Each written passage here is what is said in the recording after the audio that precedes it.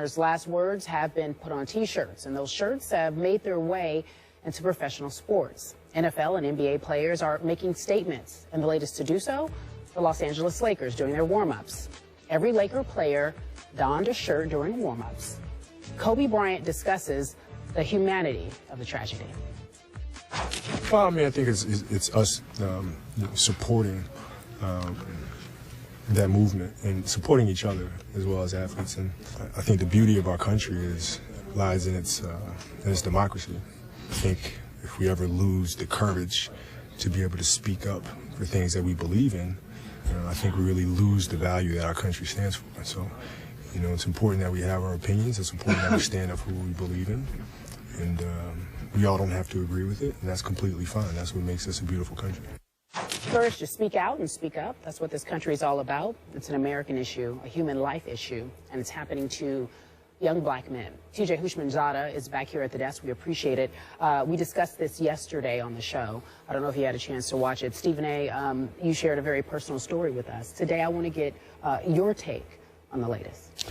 Well, when I saw Kobe speaking, obviously you have a lot of people out there that, and they have said, some folks have said this who will remain nameless, whether it be on Twitter and publications, on the radio, or whatever the case may be, that who is Kobe or someone like Kobe to speak out because they are privileged. Kobe didn't grow up in the hood and all of this other idiotic nonsense that religiously gets spewed from the African-American community. And in the interest of full disclosure, I think it's right for the public to know. I asked Skip Bayless to let me address this subject. This is not a debate. It's just something that I think needs to be said as it pertains to the African-American community.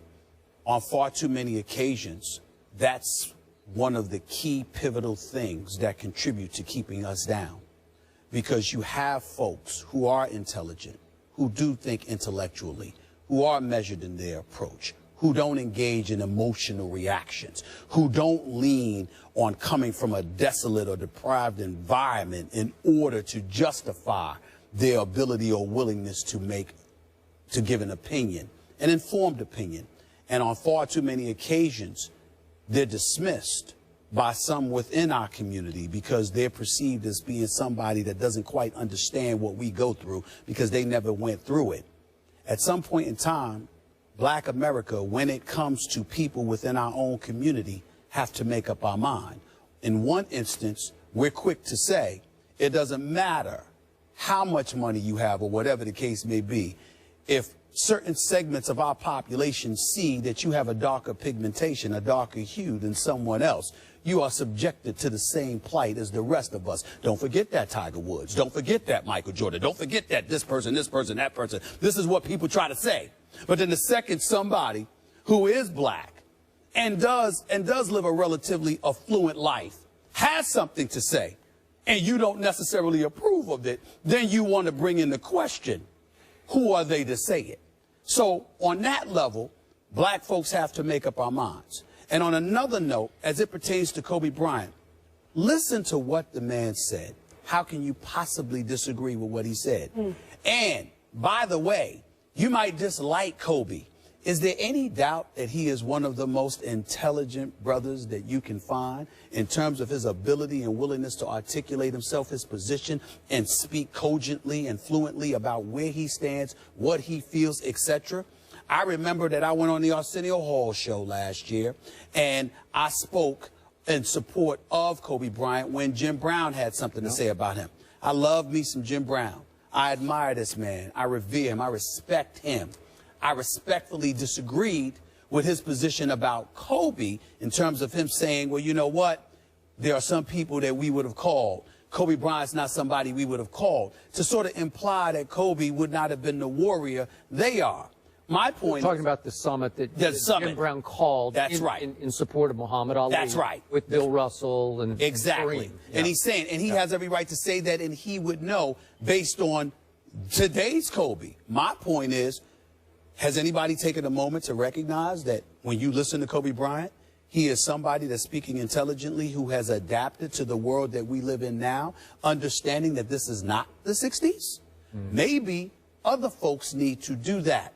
I'm not saying definitively whether folks should or shouldn't, but I'm saying that as a community, these are all things that need to be entertained, because at some point in time, as a community, we have to make a decision. Do we want to be listened to, or do we want to be heard? When you're listened to, that's you bloviating about something, you're talking, you're venting, you're being emotional. Somebody sits there and looks at you and they nod affirmatively or whatever the case may be, and it's all in an effort to just get you out of their face. But when you are heard, that means somebody has listened to you, they have absorbed your message, and because of it, it moves them to do something about it, whether subliminally, subconsciously, or literally. That's all I wanted to say. TJ, help me out. I'm curious. You were an athlete. Obviously, you played for the Bengals. Would you, at this time, if you were in the league, put on one of those shirts? I couldn't answer that. I speak my opinion, and it's a social issue. And so what Stephen A. said, it doesn't matter where you come from. It doesn't matter if you lived in the hood or my kids grew up well. I wish I could have grown up well. That means your parents worked hard and they put you in a situation where you don't have to struggle, and that's what I'm doing for my kids. So you can't fault Kobe's parents for putting him in a situation where he didn't have to grow up in the hood. Probably I would have done something like that. I like the fact that Derrick Rose was out on the forefront. He was the first athlete to do it, and kind of a lot of guys piggybacked off of him. But it's a mainstream issue. When you see the people out there protesting and marching in support, that all those people grow up in the hood? No, they're just showing their support. They're there to say, okay, we know this is a mainstream issue, and we're just here to give you our support. And that's how I see it. What Kobe's saying is what Stephen. Kobe's very well spoken, very well, and they wore the shirts to show the support, because way too many times this goes on in the African American community, and it's kind of glossed over. But now it's starting to get mainstream play, so to speak, and it's good to see guys like Derrick Rose, LeBron James, and Kobe step up, because people want to see and hear what they have to say. Why is that? Why do they want to hear from athletes? What's their responsibility? You're a role model. People look up to you, and that's just the way it is. They see you on TV all the time. They want to be, little kids want to be you, and some of these little kids will end up being you and better, and that's just the world we live in. I mean, it's no different than young ladies seeing you on TV. They want to be you, and no difference than Stephen A. That's just the world we live in, and you want to be a positive role model. You want to give them things that they can look forward to and say, I wouldn't mind being them. Simply put, to whom much is given, much is required, and we constantly are aware of the privileged life that a lot of professional athletes have simply because of the money associated with the sport. So the community is basically saying, you came from us, you made it out, don't forget about us. Yeah, it's when you see athletes do it, I think it's a great thing. You just show support, because it happens too often.